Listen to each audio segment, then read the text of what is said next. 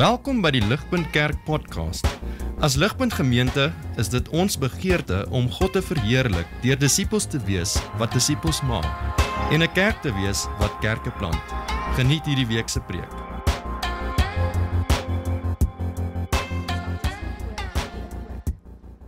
Alles wat te veel is, moet julle veilig bære tot die oggend.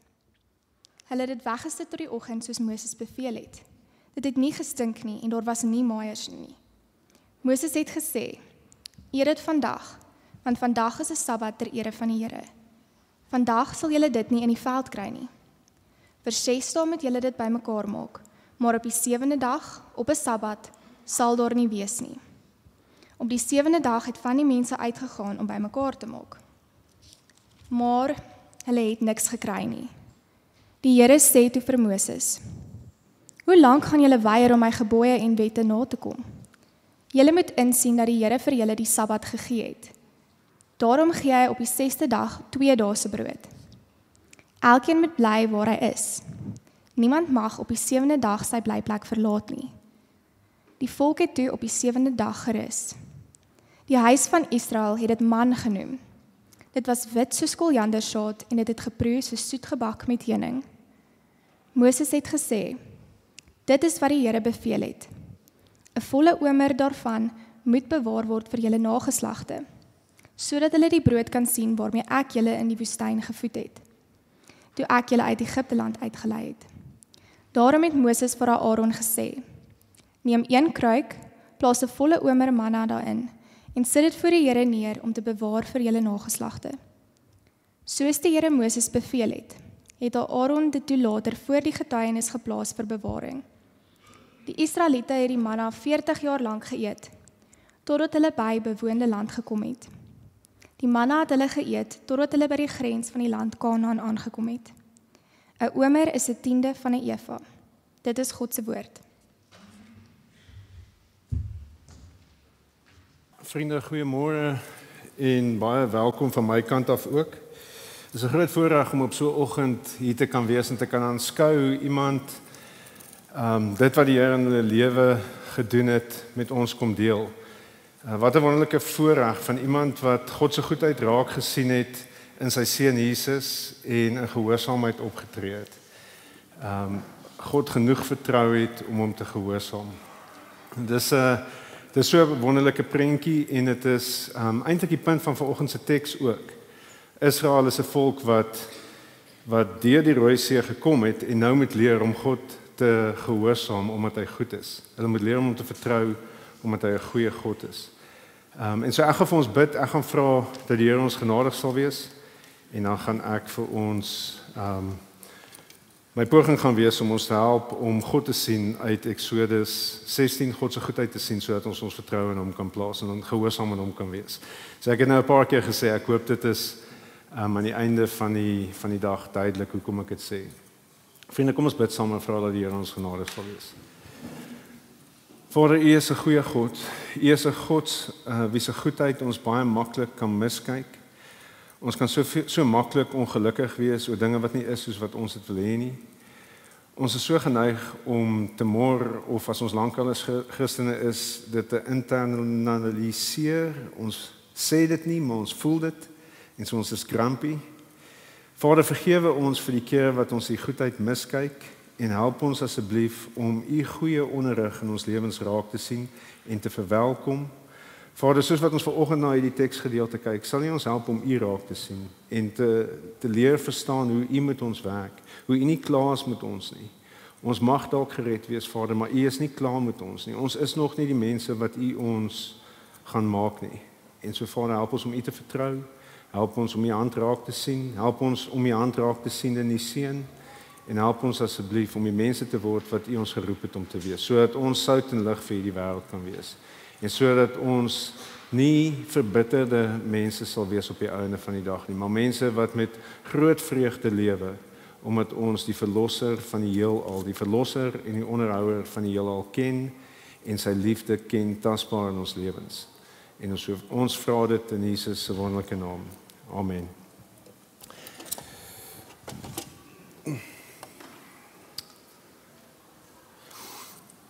Vriende, op op Bible College op GWC het ons 'n wonderlike beradings dosent gehad. Die beradingsklas was baie interessant. Hy was 'n wonderlike man gewees. Hy het ons geleer hoe om te luister. Ek moes meer geluister het daar. Maar hy het ons geleer hoe om te luister. Hy het ons geleer wat die fases van trauma is en hoe om iemand by te staan wat deur die fases gaan. Dit is 'n wonderlike voorreg om in sy klas te kon wees. Maar as ek eerlik is, kan ek eintlik net een ding onthou van wat hy ons geleer het. En ek dink dit was sy punt nie, maar wat hy gesê het is, hy het keer op keer gesê, mans is kwaad en hoe ouer hulle is, hoe kwaader word hulle. En ek moet sê, dit het my 'n bietjie kwaad gelaat.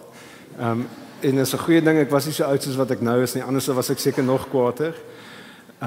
Maar ek weet nie of dit waar is nie. Ek weet nie of meeste mans kwaad is en soos wat hulle ouer word, kwaader word nie.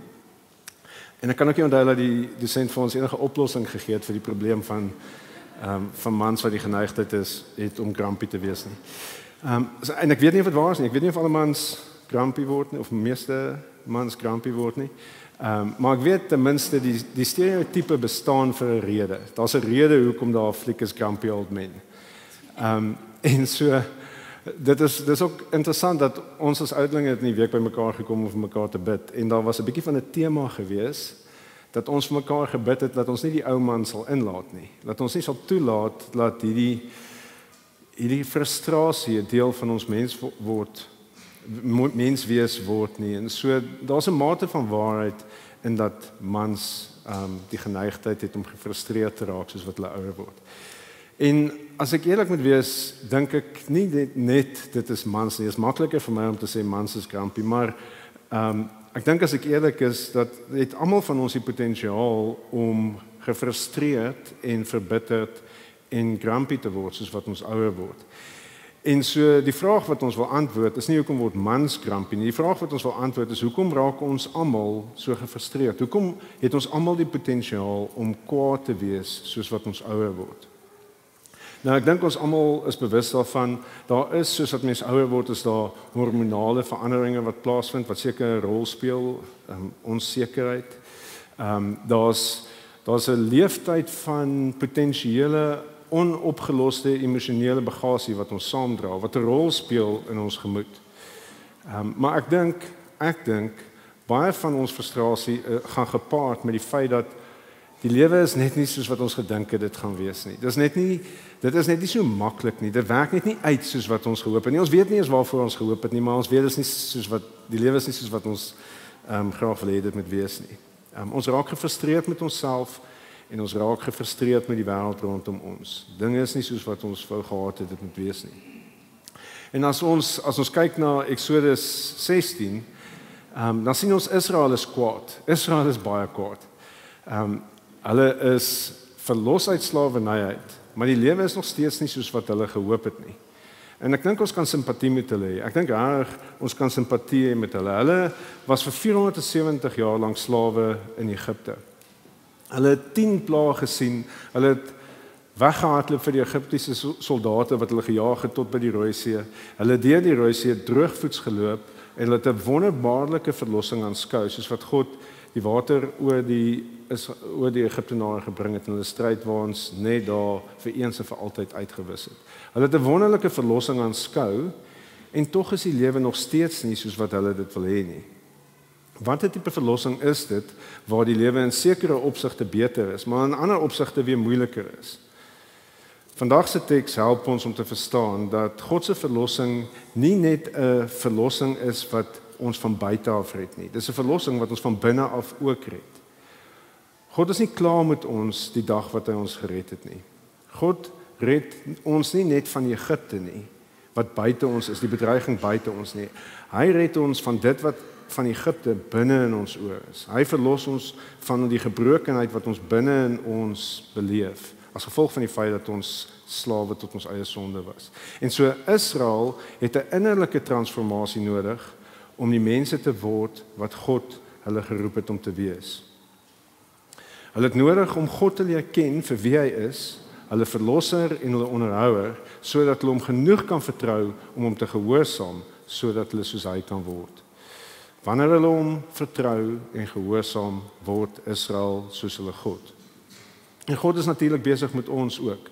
God is besig om dieselfde ding met ons te doen dag vir dag. Hy red ons nie net van ons uiterlike vyande nie. Hy red ons nie net van die oordeel wat ons verdien nie. Hy is besig om ons stadig maar seker as geredde mense te red van die gebrokenheid binne in ons.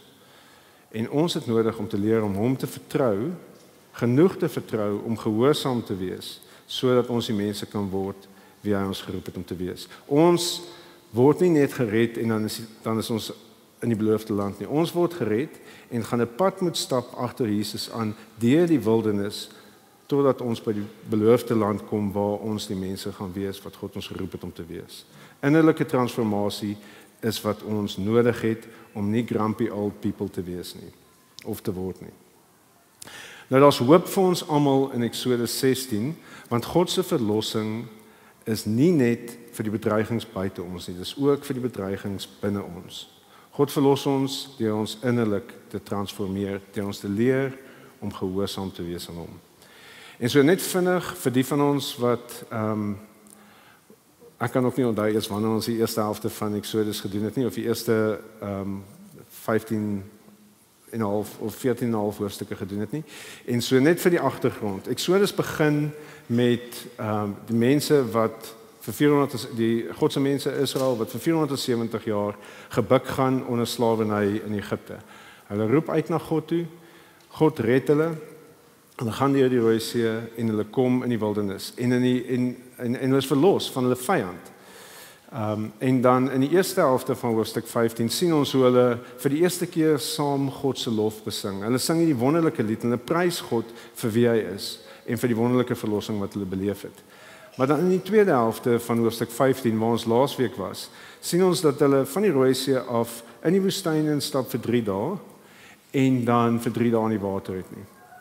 Hulle het nie water om te drink nie en dan wanneer hulle by 'n plek kom met water by Mara, dan is die water bitter. En so dan kla hulle. Mens kan 'n klein bietjie simpatie hê met die feit dat hulle in die woestyn is en die water het nie en kla. En so wat ons nie moet mis nie, is God is besig om 'n situasie te skep. Hy skep 'n situasie waar hulle water nodig het en dan gee hy vir hulle die water wat hulle nodig het en dan leer hy hulle om hom te vertrou en gehoorsaam te wees. So hierdie is wat hoofstuk 15 vers 26 God vir hulle sê. Hy sê vir hulle: As jy noukeurig luister na die stem van die Here jou God, doen wat reg is in sy oë, aandag gee aan sy gebooie en al sy vaste voorskrifte nakom, dan sal ek nie een van die siektes wat ek op die Egiptenare gelaai het oor jou bring nie, want ek is die Here wat jou gesond maak. Sien, dis wat God doen, soos wat hy hulle deur die wildernis vat. Hy's besig om hulle gesond te maak. Hy's besig om Egipte uit hulle harte uit te haal. En dan, nadat hy hulle vir hulle die water soet gemaak het by Mara, bring hy hulle tot by Elim, die plek waar daar 12 watersfonteine is met oneindige water. En so dis baie duidelik, die probleem is nie dat God nie water gehad het om vir hulle te gee nie. Die probleem of die punt was dat God was besig om hulle iets te leer van homself. Hy is die voorsiener van hulle behoeftes en hulle het nodig om hom te vertrou en gehoorsaam te wees. Psalm 19 stel hierdie gehoorsaamheid aan God se gebooie soos volg. Hy sê hierdie is wat die wet vir ons doen as ons gehoorsaam is. Die wet van die Here is volmaak, dit gee nuwe lewenskrag. Die bepalinge van die Here is betroubaar, dit gee wysheid aan die onkundiges. Die opdragte van die Here is reg. Dit maak die hart bly. Die gebod van die Here is suiwer. Dit verhelder die oë. Gehoorsaamheid aan God se woord lei tot genesing, die innerlike vernuwing wat ons almal nodig het. Eksodus 16 gaan God voort om sy mense te leer om hom te vertrou. Na God se oorvloedige voorsiening van water by Elim, trek die volk weg op pad na Sinai toe. Maar dis nie lank voor hulle weer klaar nie. In vers 2 sien ons die Israeliete het gemor in die woestyn en hulle mor hierdie keer baie ernstig. Hulle is nou vies, baie vies. Vers 3 sê: As ons maar net deur die hand van die Here in Egipteland gesterf het, toe ons by die vleispotte gesit het, en ons versade geëet het aan brood. Maar julle het ons na hierdie woestyn gelei om hierdie hele gemeenskap van die honger te laat sterf. En so dis 'n baie ernstige aanklag wat die volk nou teen God maak. Hulle is nie besig om uit te roep vir sy hulp nie. Dis 'n goeie ding om uit te roep vir God se hulp. Hulle is besig om hom te beskuldig dat hy 'n fout gemaak het om hulle te red en dat hy nou stelselmatig besig is om hulle dood te maak. Dis 'n baie ernstige aanklag. Psalm 78 interpreteer hierdie situasie so. Die psalmskrywer sê soos wat hy terugkyk op hierdie situasie, 78 vers 16. Hy het die strome uit die rotswand laat vloei en die water laat afloop soos riviere, maar hulle het steeds voortgegaan om teen die Here te sondig, om in die dorre streek teen die Allerhoogste opstandig te wees. Hulle het God doelbewus uitgedaag deur kos te vra wat hulle begeer. Hulle het teen God uitgespreek. Hulle het teen God uitgespreek. Hulle het gesê, kan God 'n tafel dek in die woestyn? Dit is 'n skokkende reaksie vir hierdie mense. Dit is regtig skokkend dat hulle so vinnig, so rebels teen God kan optree. En ek dink dit gebeur wanneer ons seer beleef. Ek dink ons almal is in staat om skokkende reaksies te hê wanneer ons seer beleef. Soos wat hulle mor en ongelukkig is, verdraai hulle die ervaring wat hulle in Egipte gehad het. Hulle kyk nou ewe skielik terug na Egipte asof dit 'n wonderlike plek was, asof dit vreeslik lekker vir hulle daar was. En hulle ignoreer die realiteite van hulle kinders wat verdrink is daar en hulle wat met swepe geslaan is en hulle menswaardigheid wat weggeneem is. Hulle ignoreer dit skielik en verlang terug soontoe omdat hulle nou in die hede pyn beleef. En ek dink ons moet versigtig wees dat ons nie ook dieselfde doen nie. Ons het ook die vermoë om wanneer ons swaar kry of 'n bietjie pyn beleef of dinge is net nie soos wat ons dit wil hê nie, terug te kyk en dit te onthou asof die verlede so wonderlik was. Ek dink vir ons wat ouers is of dalk wat getroud is, ons kan maklik sondig teenoor God deur terug te kyk en te dink, o, die lewe was daar maar baie beter toe ek enkel lopend was. En dit is om God se goedheid in jou lewe te ontken. Of die lewe was soveel makliker toe ek nog nie kinders gehad het nie, of toe ek nog my ou baas gehad het, of toe ek nog by my ou kerk was dinge soveel beter. Sien, om so terug te kyk en net die goeie te onthou, is in 'n mate kan rebellie teenoor God wees. Dit kan wees om God se goedheid in die hede te ontken. Maar ons sien ook hierso wat Israel doen, is hulle oordryf, hulle onthou nie net die verlede rooskleurige verdraai die prentjie nie, hulle oordryf ook die hede. Hulle oordryf die hede. Hulle sê hulle is besig om dood te gaan en God is besig om hulle dood te maak. Maar as ons kyk na Eksodus 17, dan sien ons hulle het eintlik nog al hulle kleinvee gehad. Hulle het baie kos gehad om te eet. Hulle was net nie van plan om in hulle toekomsplanne in te dip nie. Hulle spaarplan vir die toekoms moes veilig wees. En so dis hoekom hulle so geweldig ontsteld is oor hulle nie nou kos het nie. Hulle oordryf die hede. Hulle sê hulle is besig om dood te gaan, want hulle is nie tevrede met die manier waarop God hulle lewe orde nie. En so is ons geneig om dit te doen. Is ons geneig om as dinge nie is soos wat ons dit wil hê nie, ons omstandighede te oordryf en God se goedheid in twyfel te trek. Om te sê om ons outrage te regverdig. Dinge is verskriklik erg. En daarom kan ek maar ongeduldig wees met ander mense. Of daarom kan ek maar myself isoleer en nie deel wees van die gemeenskap nie.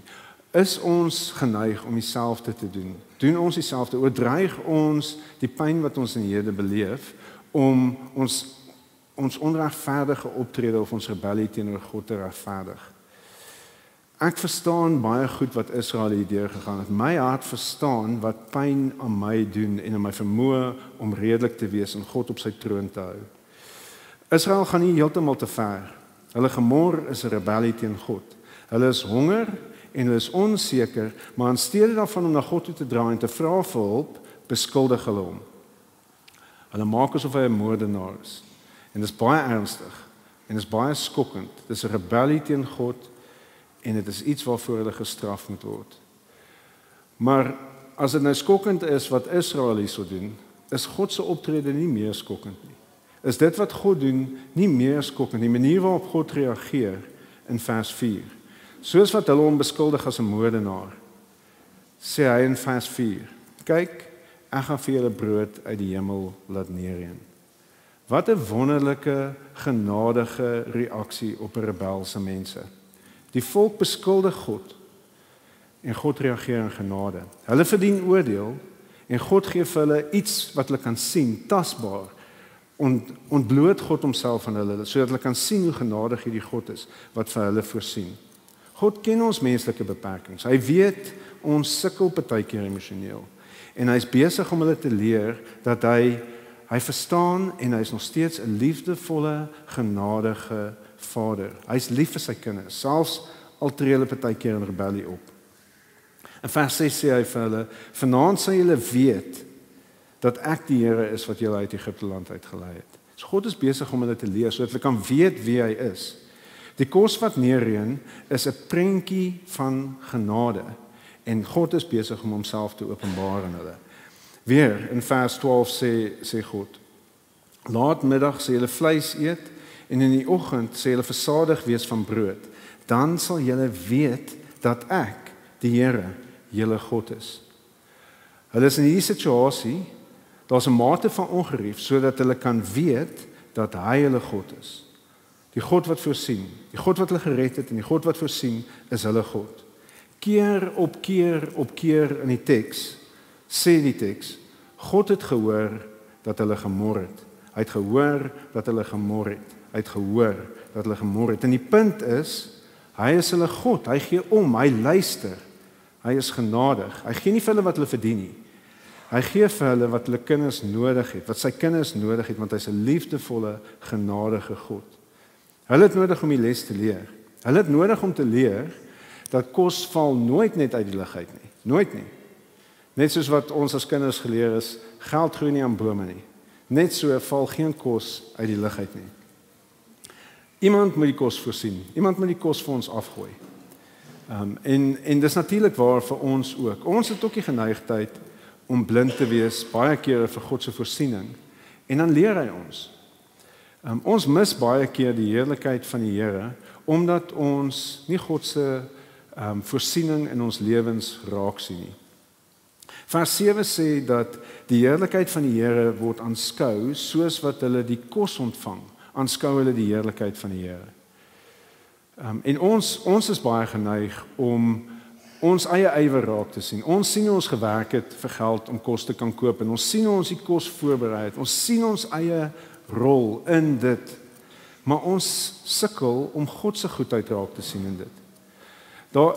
Kom ons maak 'n blanket absolute stelling. Gevaarlike goed is om te doen.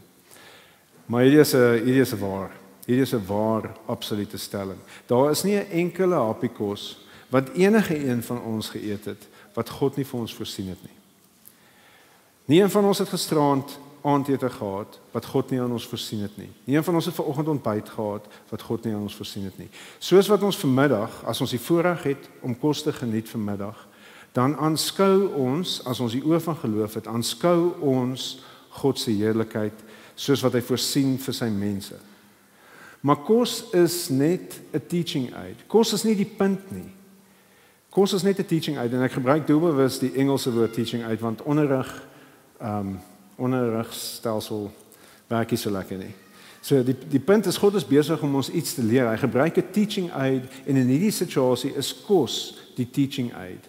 God het 'n scenario geskep waar die volk kon besef dat hulle totaal afhanklik is van die Here se voorsiening. Hulle is in die woestyn, hulle het nie kos nie, hulle het nie water nie. Hulle is afhanklik van iemand om vir hulle te voorsien. En dan besef hulle dis God wat vir hulle deurkom. Hulle leer God ken. Hulle besef dit is God wat vir hulle voorsien sodat hulle elke keer wanneer hulle weer kos kry kan besef dis God wat vir hulle voorsien. En so daar's niks beter vir God se mense om te besef dat hulle God vir hulle voorsien nie. Daar's niks beter vir ons om God se goedheid te begin raak sien nie. Soos wat ons God se goedheid raak sien, is ons minder geneig om te kla oor die dinge wat nie is soos wat ons dit wil hê nie, maar ons is dalk eerder besig om te kyk wat is God besig om ons te leer? Hoe is hy besig om ons te verander soos wat ons leer om hom te vertrou en sy hand in ons lewens te vertrou? Daar's vir die kind van God geen groter vreugde as om te sien dat God besig is om hom te verander nie. Dat God hom lief genoeg het om besig is om hom te verander nie. En so ons het gewoonlik die keuse, gaan ons grumpy wees of gaan ons vra waarmee is God in my lewe besig en probeer leer dat God is 'n liefdevolle God wat besig is om ons te verander en om ons te groei. En so die volk daag God uit deur te mor en te oordryf en God reageer met verstommende genade deur vir hulle brood te gee, brood te laat neerreën op hulle, mildelik, sodat hulle kan leer dat hy 'n verlosser is wat voorsien. In vers 13 tot 30 kry Israel 'n voorsmaakie van die wet. In Exodus 20 gaan hulle die volle wet kry, of ten minste die 10 gebooie. Maar nou kry hulle 'n voorsmaakie van die wet sodat hulle kan leer dat om hierdie wet te gehoorsaam is goed vir hulle. En so hy sê vir hulle baie prakties, weer eens teaching aids. Hy sê vir hulle hoe hulle moet werk en hoe hulle moet rus. Baie basies. Want hy is besig om hulle te leer dat as hulle gehoorsaam is aan hom, gaan dit beter met hulle en genees hulle aan die binnekant. En so hy sê vir hulle, 5 dae moet hulle werk en hulle moet genoeg vir een persoon optel. Op die 6de dag moet hulle dubbel optel sodat hulle op die 7de dag kan rus. En dan sien ons, hulle luister nie, hulle dink hulle weet beter en dan skop die teaching aids in. So in vers 20 sien ons, hulle tel nie net vir een dag op nie, hulle het nie geluister nie, hulle tel ekstra op. En dan wanneer jy na God luister nie, dan vrot dit. Dan vrot dit in jou lewe. Iets wat goed was, vrot in jou lewe wanneer jy na God luister nie. En so die teaching aids werk op al die sintuie. Soos wat hulle nou hierdie te veel manna opgetel het en nie God op sy woord gevat het nie, stink dit. So hulle ruik dit. Hulle sien die maaiers en hulle hoor die maaiers eet aan die manna wat hulle te veel opgetel het. En so God leer hulle baie tasbaar dat dit 'n fout is om nie na hom te luister nie. En hulle moes en God leer hulle verder dat hulle elke dag die manna moes optel. En so hulle moet dit betyds doen. Hulle moet werk en hulle moet dit betyds doen, want as hulle dit nie betyds doen nie, dan smel die manna weg en dan is hulle honger. Of as hulle nie op die 6de dag na hom luister en dubbel optel nie, dan is daar nie op die 7de dag nie en dan kry hulle honger. En die sensasie van honger is 'n goeie teaching aid om ons te leer dat ons eerder God op sy woord moet vat as om ons eie koppe te volg. En so, deur 6 dae te werk, soos die Here bestem het en ons geleer het, leer hulle met al hulle sintuie dat dit 'n goeie ding is om God op sy woord te vat. Wanneer hulle 6 dae werk en die 7de dag rus, dan herstel dit 'n balans tot hulle lewens. Hulle menswees word herstel wat hulle nie in Egipte gegeen is nie. In Egipte was hulle geen menswees gegeen nie. Hulle was masjiene, hulle was letterlik masjiene wat net moes produseer. Hulle waarde het gelê in dit wat hulle kon produseer. Maar God is besig om hulle te leer dat hulle mense is wat werk en rus, net soos wat God gedoen het. En hulle het nodig om God elke dag te vertrou, om gehoorsaam te wees. En so ons sondige harte wil soos hulle nie elke dag hoef te vertrou nie. Ons wil nie elke dag God hoef te vertrou vir sy voorsiening nie. En so ons verkies baie kere om 'n plannetjie te maak om sekuriteit buite God se goedheid te hê. En so partykeer wil ons soos hulle ekstra opgaar. En dis nie 'n goeie ding nie. Wat met die brood gebeur het, kan met ons ook gebeur. Soos wat ons God nie vertrou om net die regte hoeveelheid op beslag te lê nie, kan ons ook die stank beleef. En so Jesus leer ons om God daagliks te vertrou in die Onse Vader. Hy sê, gee ons vandag ons daaglikse brood. En so die punt is nie gee ons die kos wat ons nodig het vandag alleenlik nie. Dis ook die punt. Maar die eintlike punt is, help ons vandag om in U te vertrou vir die totale goed wat ons nodig het. Die totale voorsiening wat ons daagliks nodig het, kom van U af. Dis hoekom ons bid, gee ons vandag ons daaglikse brood. Die punt is nie die brood nie. Die punt is daaglikse afhanklikheid van God. En so ons harte het nodig om te leer dat ons sekuriteit is nie in ons skillset nie. Is nie in ons onderrig nie. Dis nie in ons bankbalans nie. Dis nie in ons bates wat ons besit of in ons spense wat vol kos is nie. Ons sekuriteit is in God se goedheid. Ons harte het nodig om te leer om in God se goedheid te vertrou. En dis hoekom ons bid, gee ons vandag ons daaglikse brood. En dis hoekom ons dit elke dag bid, sodat ons kan vertrou, God is ons voorsiener, God se goedheid is ons sekuriteit. Dan spin werk nie uit plek uit nie. In 2 Korintiërs 8 gebruik Paulus hier beginsel van om te vertrou op God se voorsiening, wanneer hy praat oor vrygewigheid. Hy sê in 2 Korintiërs 8 vers 14 sê hy, julle huidige oorvloed vul hulle tekort aan, sodat hulle oorvloed weer julle tekort kan aanvul en daar dan ewewig kan wees. Soos wat daar geskryf staan, en dan haal hy Exodus 16 vers 18 aan, hy sê, die een met baie het nie te veel gehad nie, en die een met net 'n bietjie nie te min nie. Sien, wanneer ons in God se voorsiening vertrou, dan kan ons vrygewig wees. Dan hoef ons nie op te gaan nie, dan hoef ons nie selfsugtig te wees nie. Dan kan ons, as ons weet God is vrygewig, kan ons vrygewig wees. As ons reg ons sekuriteit vind in God se goedheid en sy voorsiening, dan raak ons meer soos God, want ons is dan vrygewig soos God. En so God leer ons hoe om te werk.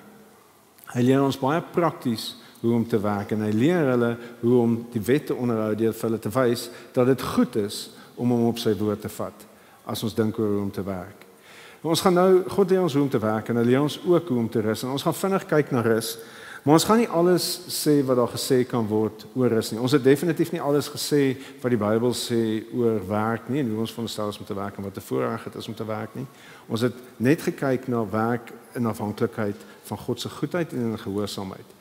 En ons gaan, as ons kom by die Sabbat, gaan ons net kyk wat die punt van die skrywer hierso in Exodus is met die Sabbat. Daar's baie meer wat gesê kan word oor die Sabbat, die beginsel van die Sabbat, hoe goed dit vir ons is. Maar ek gaan nie alles sê nie, want dit is nie waaroor hierdie teks gaan nie. Ek kan julle, as julle meer wil weet oor die Sabbat, ons het in 2022 'n reeks gedoen, Rus en Vrede, wat baie meer gegaan het oor Sabbatsrus. En so julle kan daarna gaan luister, of John Mark Comer se boeke fokus baie in op hierdie goed. En ek weet hoekom mense graag meer sal wil hoor hierso, want ons is baie swak met hierdie. Ons is reg baie swak om te weet hoe om die balans te handhaaf tussen werk en rus. En ons weet nie reg hoe om te rus sodat lewegewing kan wees nie. En so ek sou eintlik graag meer wou sê oor die Sabbat, maar dis nie vandag die tyd daarvoor nie. En so ons kyk vinnig wat sê hierdie gedeelte oor die Sabbat.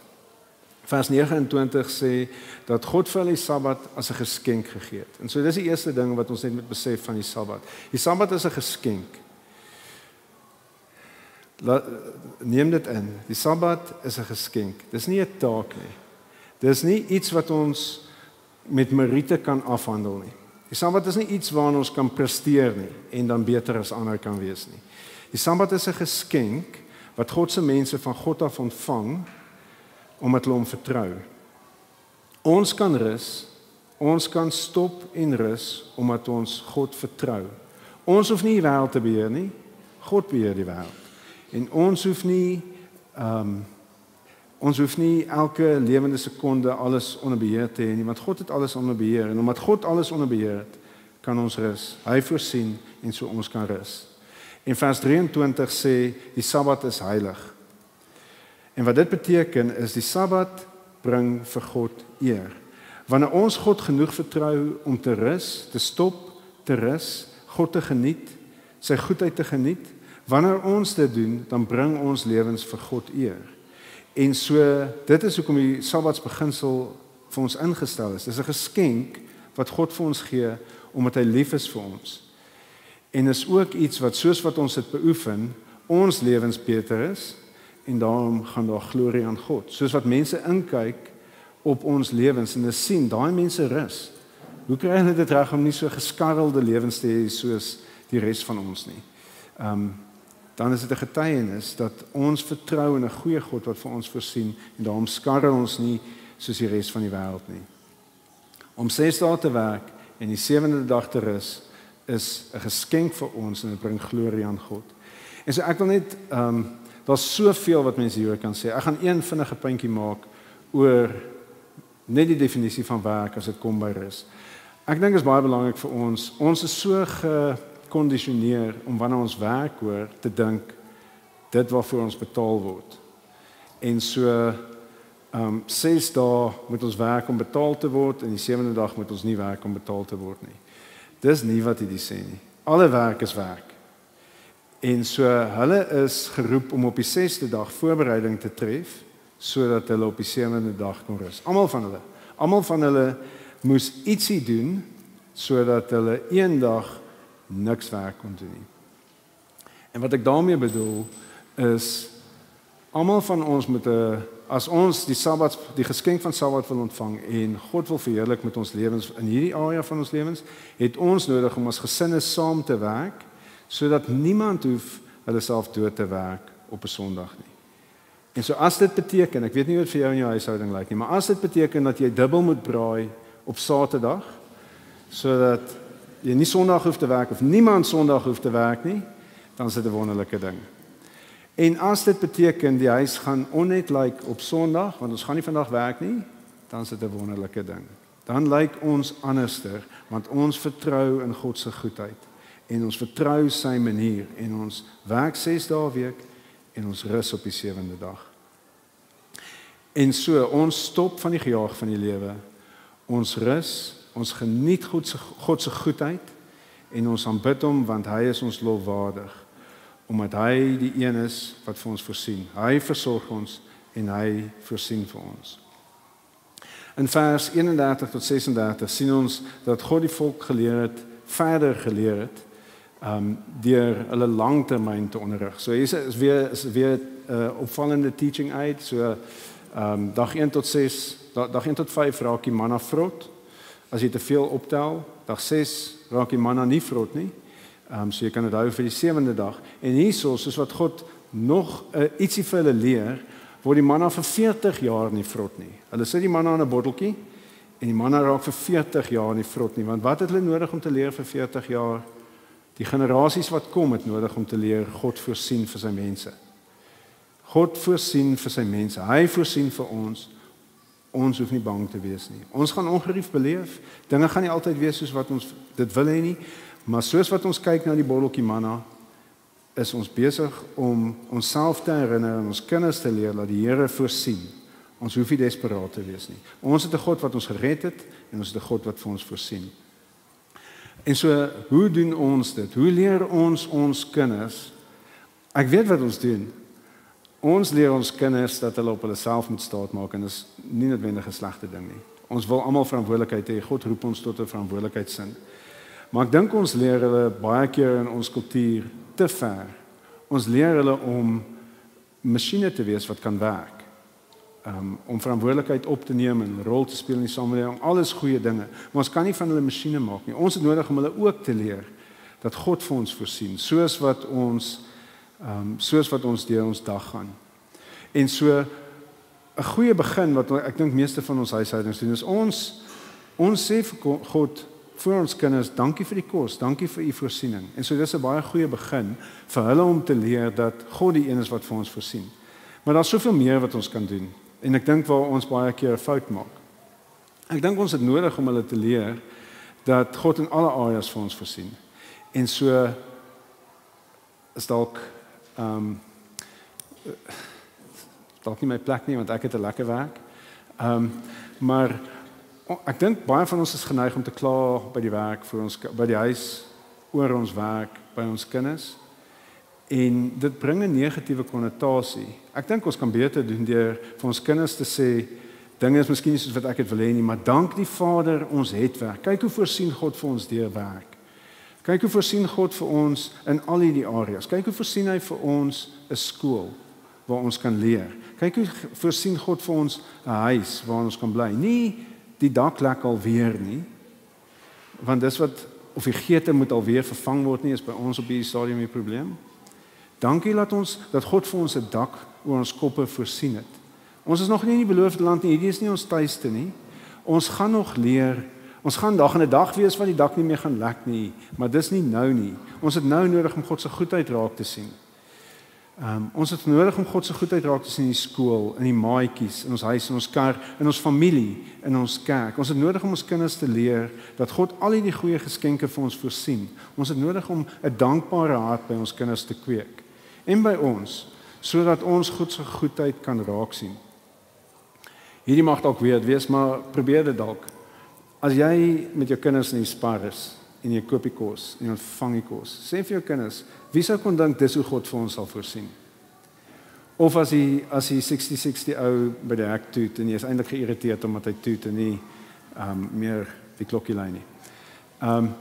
As hy by die hek is, sê vir die kinders, prys die Here, God het voorsien, maak asseblief vir die man met die motorfiets by die hek oop. Sien, ons kan ons kinders leer om dankbaar te wees vir God se voorsiening, in die klein goedjies soos kos, maar in die groter goedes ook.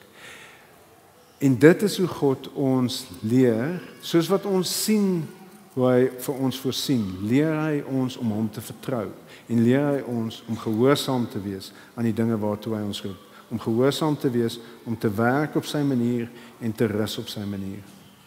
En dan reflekteer ons God se karakter. Hoe meer gehoorsaam ons is aan God se opdragte teenoor ons, hoe meer reflekteer ons sy karakter en hoe meer gesonder lewe ons. En so ek sluit vir ons af. Die volk mor en hulle beskuldig God dat hy 'n moordenaar is, want hulle is angry. Hulle is baie ongelukkig.